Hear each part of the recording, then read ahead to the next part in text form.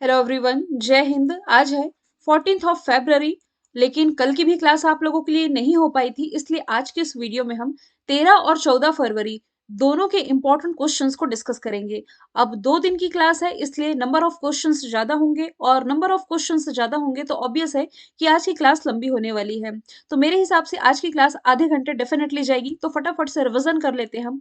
ISA का नया पूर्णकालिक सदस्य बना है ब्राजील, जो कि साउथ अमेरिकी कंट्री है।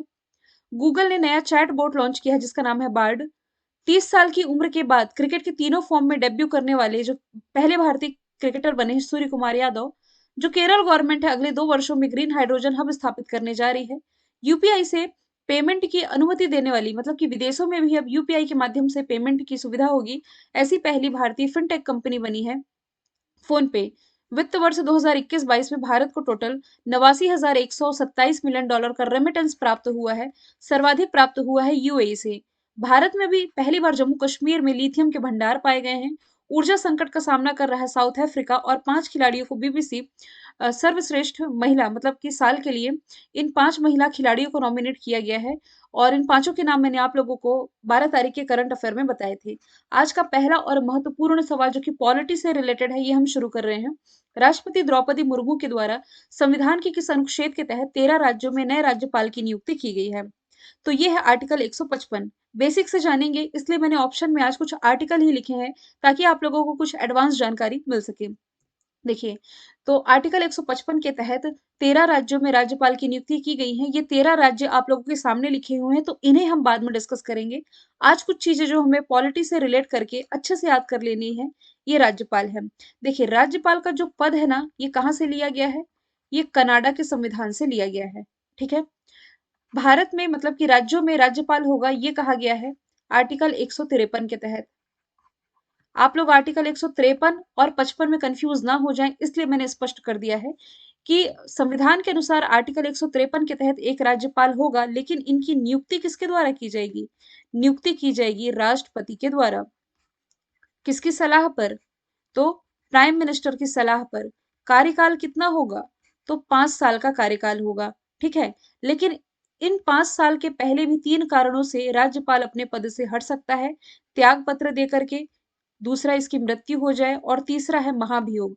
महाभियोग आप यूं कह सकते हैं कि ये राष्ट्रपति के द्वारा डायरेक्ट ही हटा दिया जाए, क्योंकि जो राज्यपाल होते हैं ये राष्ट्रपति के ही प्रसाद पर्यंत होते हैं, यानी कि जब तक राष्ट्रपति चाहे तब तक ये पद पर रह सकते हैं। अब आपके एग्जाम में कभी भी पॉलिटी से सवाल पूछा जाएगा और उसमें राज्यपाल वाला टॉपिक रहता है, तो कुछ क्वेश्चन जो मैं आप लोगों को बता रही हूँ, आप लोगों ने डेफिनेटली आपके एग्जाम में देखा ही होगा कि राज्यपाल का पद यदि अचानक खाली हो जाए, अचानक खाली होने की दिशा में 30 दिन के भीतर नए राज्यपाल की नियुक्ति जरूरी है। ठीक है। अब 2 टर्म में आप कंफ्यूज नहीं होंगे। यदि राज्यपाल का पद नेचुरल तरीके से खाली हो रहा है, जैसे कि 5 साल का कार्यकाल था और ये नेचुरल तरीके से खाली हो रहा है, तो इसके 6 महीने पूर्व नए राज्यपाल की नियुक्ति जरूरी है। लेकिन सडनली, यानी कि अचानक खाली हो जाए, तब 30 दिन के 30 डेज के अंदर ही नए राज्यपाल की नियुक्ति जरूरी है, और तब तक के लिए एक कार्यवाहक राज्यपाल की नियुक्ति की जा सकती है संबंधित राज्य के राज्यपाल के लिए, राज्यपाल को। ठीक है। अब तीसरा महत्वपूर्ण आप लोग याद रखेंगे, 7वां संविधान संशोधन 1956 कहता है कि 2 या 2 से अधिक राज्य के लिए एक राज्यपाल की नियुक्ति की जा सकती है। ये राज्यपाल के कुछ महत्वपूर्ण आर्टिकल है और फैक्ट है जो कि आप लोगों को मालूम होने चाहिए। ठीक है। अब द्रौपदी मुर्मू की यदि हम बात करें तो आप जानते ही हैं, ये भारत की पहली महिला आदिवासी राष्ट्रपति है। ठीक है। और प्रतिभा पाटिल के बाद यदि देखा जाए तो देश की दूसरी महिला राष्ट्रपति है।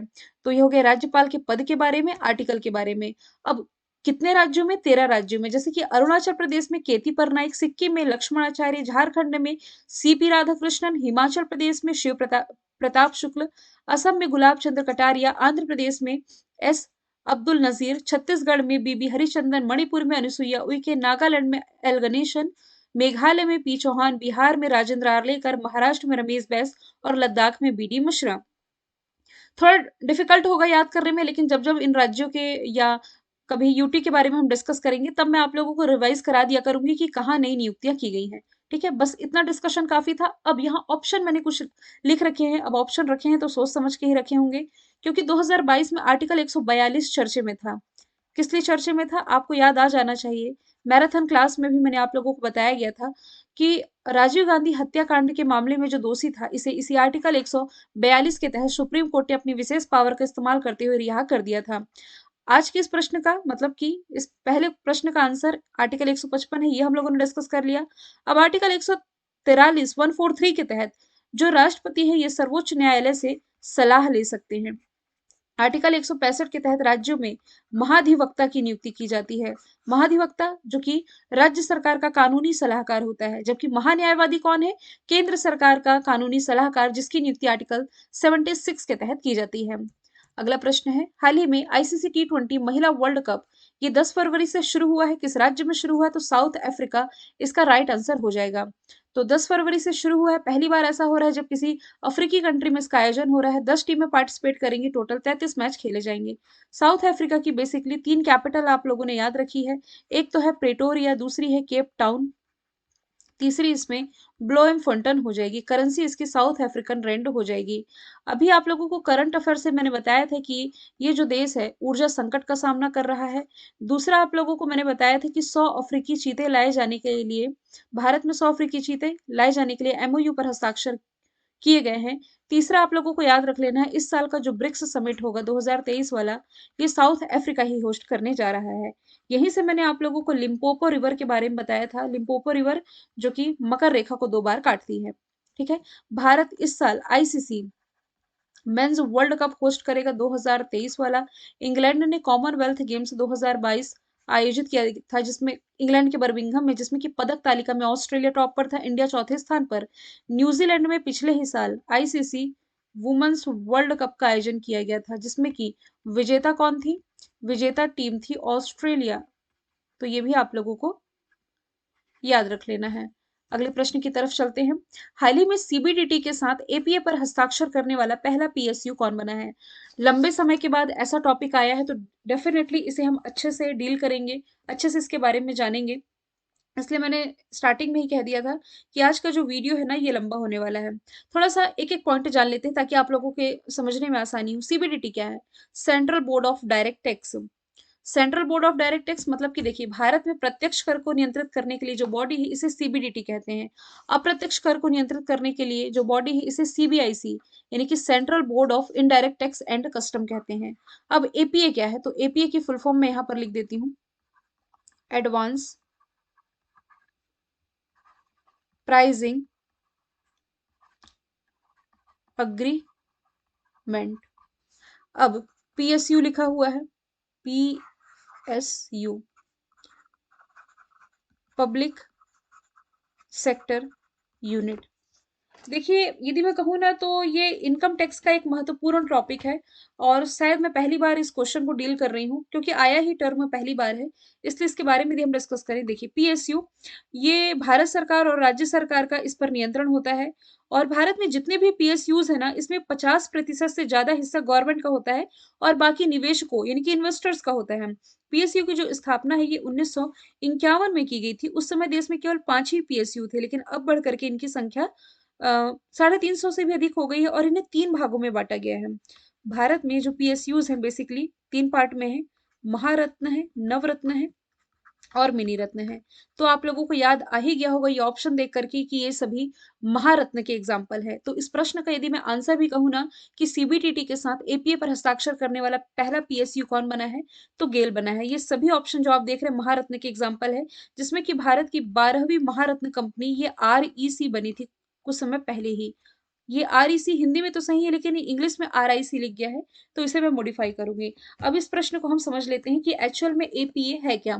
एपीए को समझने से पहले थोड़ा सा आप लोगों को ट्रांसफर प्राइसिंग के बारे में जान लेना होगा।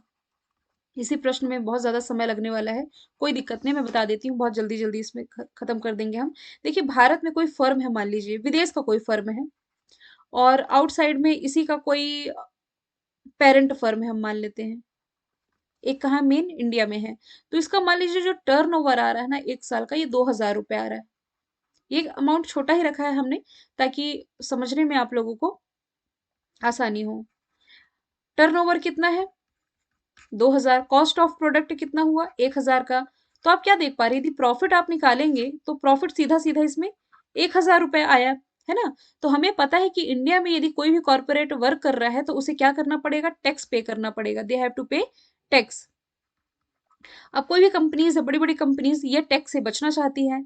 अब इस टैक्स से बचने का क्या उपाय है कि अपने प्रॉफिट को कम दिखाती है। मान लीजिए प्रॉफिट हुआ है 1,000 का, तब इसे इतने बड़े अमाउंट पर टैक्स पे करना पड़ेगा। लेकिन यदि अपना प्रॉफिट ही कम दिखाए, अब प्रॉफिट कैसे कम दिखाएगी, अपना कॉस्ट ऑफ प्रोडक्ट बढ़ा करके। जैसे कि मान लीजिए इस फर्म में किसी मशीन का इस्तेमाल हुआ है जिसका कॉस्ट ऑफ प्रोडक्ट 400 है, लेकिन अब इस फर्म ने क्या किया, अपनी ही जो पेरेंट कंपनी थी, अपनी ही पेरेंट कंपनी से ये फर्म वो मशीन मंगाई। लागत तो आई थी 400, लेकिन ये बढ़ा करके बता दिया इसने 800। ठीक है, तो 800 का ये हो गया।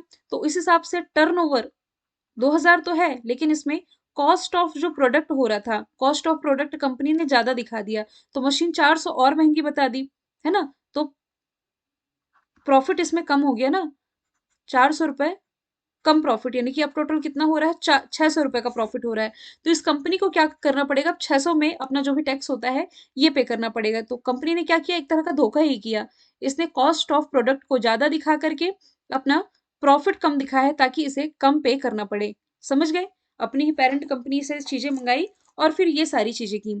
तो इन्होंने ये जो प्राइसिंग की है, ये कंपनी ने जो झोल माल किया है अपने ही फर्म के साथ, इसे ही कहा जाता है ट्रांसफर प्राइसिंग। तो गवर्नमेंट क्या चाहती है कि ये जो कॉन्सेप्ट है ये ना हो, इसके बदले में क्या हो, अग्रिम मूल्य निर्धारण, यानी कि यहां पर मैंने लिखा हुआ इंग्लिश में एडवांस प्राइसिंग अग्रीमेंट।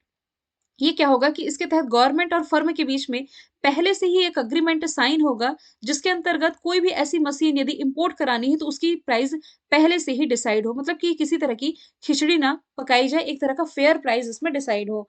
तो यही है कि पीएसयू के साथ मतलब कि एक ऐसा पीएसयू बना है गेल, जिसने कि सीबीडीटी के साथ एपीए यानी कि अग्रिम मूल्य निर्धारण पर हस्ताक्षर कर लिए हैं। गेल की स्थापना 1984 में हुई। स्थापना, ये तो हो गया मुख्यालय दिल्ली में। संदीप कुमार गुप्ता कुछ समय पहले ही इसके एमडी और सीईओ बनाए गए हैं, अध्यक्ष और एमडी बनाए गए हैं। अगला प्रश्न है, खेलो इंडिया यूथ गेम्स अभी 5वां संस्करण चल रहा था, कहाँ चल रहा था, मध्य प्रदेश में। इसके बारे में मैंने आप लोगों को बताया भी था। तो इसमें पदक तालिका में कौन सा राज्य टॉप पर रहा, इसमें पदक तालिका में महाराष्ट्र टॉप पर है, इसके बाद हरियाणा और फिर मध्य प्रदेश का स्थान रहा है। महाराष्ट्र ने टोटल 56 गोल्ड जीते हैं, 55 रजत यानी कि सिल्वर और 50 ब्रॉन्ज यानी 50 कांस्य मेडल जीते हैं। ठीक है, पहला संस्करण इसका दिल्ली में आयोजित किया गया था। दूसरा संस्करण इसका आयोजित किया गया था पुणे में, जो कि महाराष्ट्र में है। तीसरा संस्करण आयोजित किया गया था असम के गुवाहाटी में। चौथा संस्करण इसका आयोजित किया गया था हरियाणा के पंचकुला में। और हरियाणा ही पिछले बार टॉप पर था, इस बार महाराष्ट्र टॉप पर है। अब आज का वीडियो बहुत ज्यादा लंबा ना हो जाए, फटाफट से 3-4 ही करंट अफेयर के क्वेश्चन महाराष्ट्र से यदि हम रिलेट कर सके, तो काला घोड़ा कला फेस्टिवल अभी हाल ही में कहाँ मनाया गया है, तो ये महाराष्ट्र की राजधानी मुंबई में ही मनाया गया। दही हांडी को राज्य की खेल घोषित किया गया है।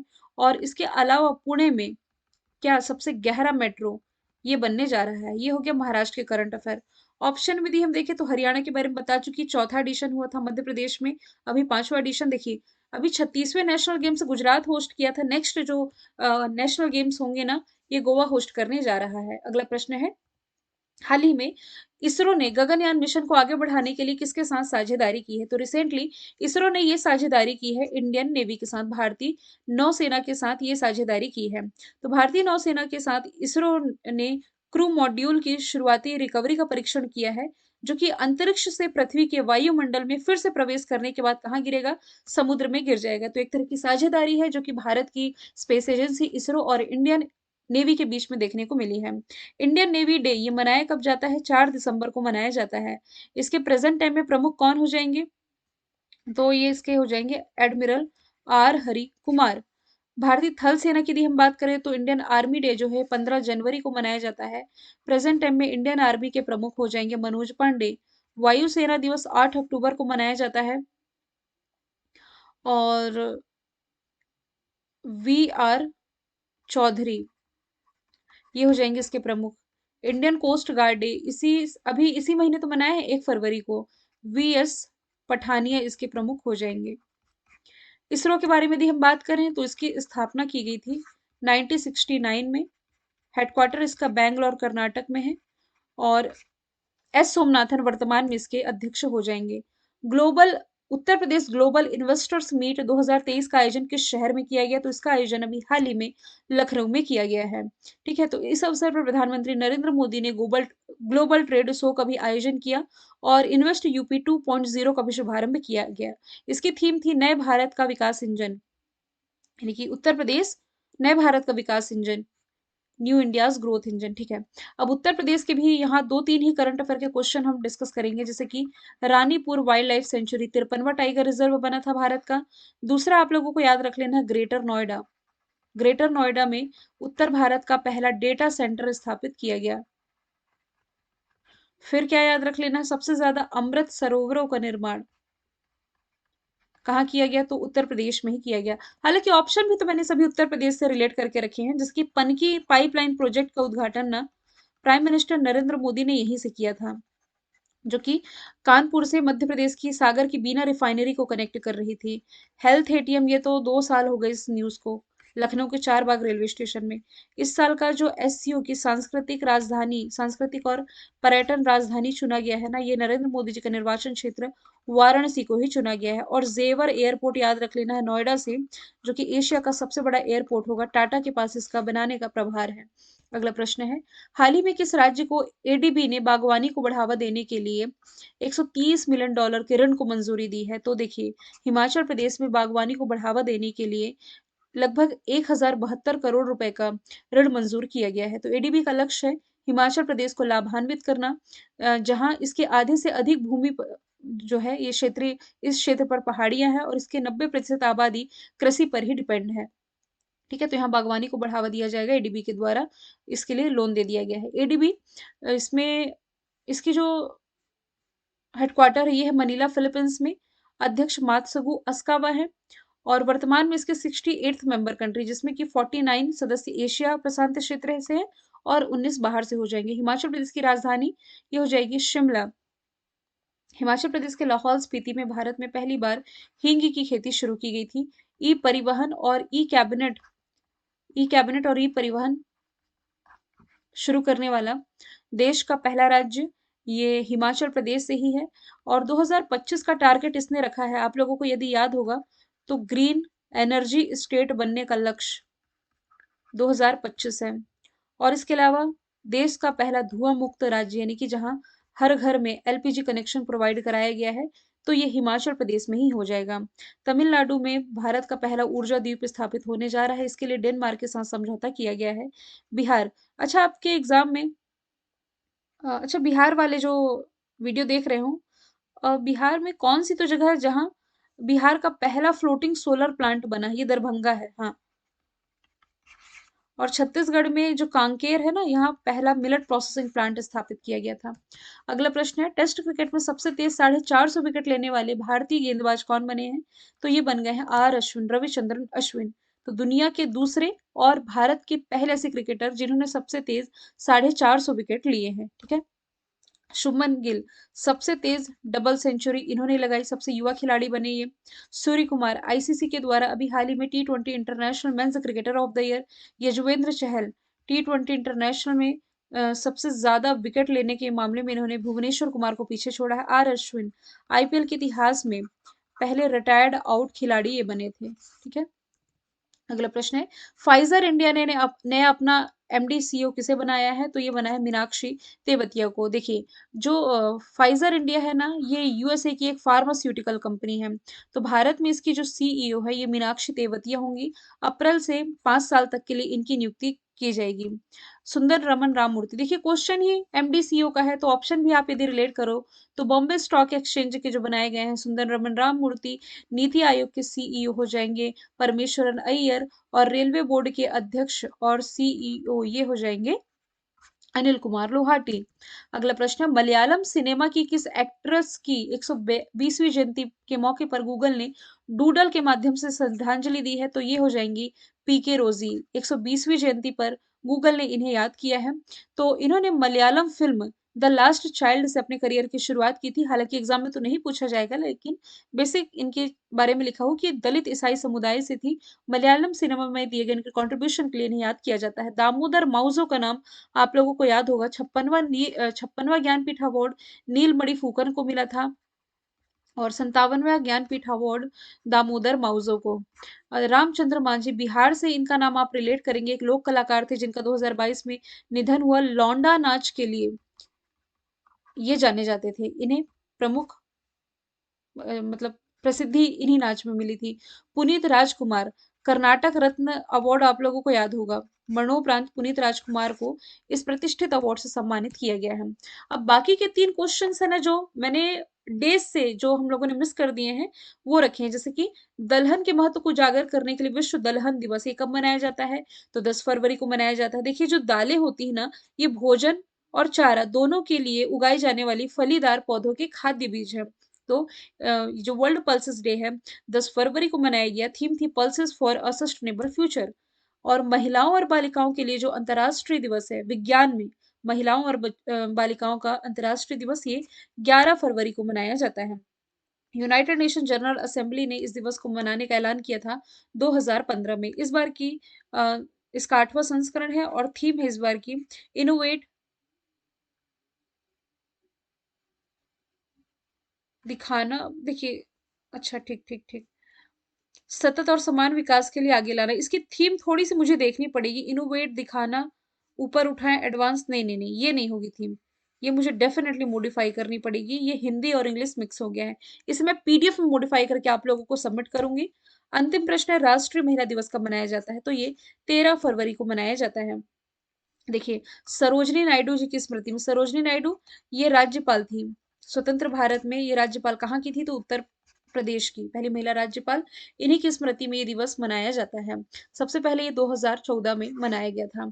इन्हें देश की नाइटिंगेल का खिताब दिया गया था महात्मा गांधी जी के द्वारा, और इन्हें ही भारत कोकिला कहा जाता है। स्वर कोकिला लता मंगेशकर, भारत कोकिला सरोजनी नायडू। ठीक है, तो इनसे रिलेट कर सकते। 13 फरवरी राष्ट्रीय महिला दिवस। अंतरराष्ट्रीय महिला दिवस वो 8 मार्च है। मैंने कल पूछा था आप लोगों से, कैनरा बैंक के एमडी सीईओ कौन बने? सत्यनारायण राजू। आज का सवाल आप लोगों के लिए है कि यूनेस्को के द्वारा किसे दुनिया का पहला जीवित विरासत विश्वविद्यालय घोषित किया गया है? आंसर कमेंट बॉक्स में बताएंगे। टेलीग्राम पर आप लोग जरूर जुड़ जाएं। कल्याणी मैम ऑफिशियल मेरा चैनल है, जहां पर आपको डेली की क्विज और पीडीएफ मिल जाती है। फिर हम मिलेंगे नेक्स्ट वीडियो के साथ। Thank you so much.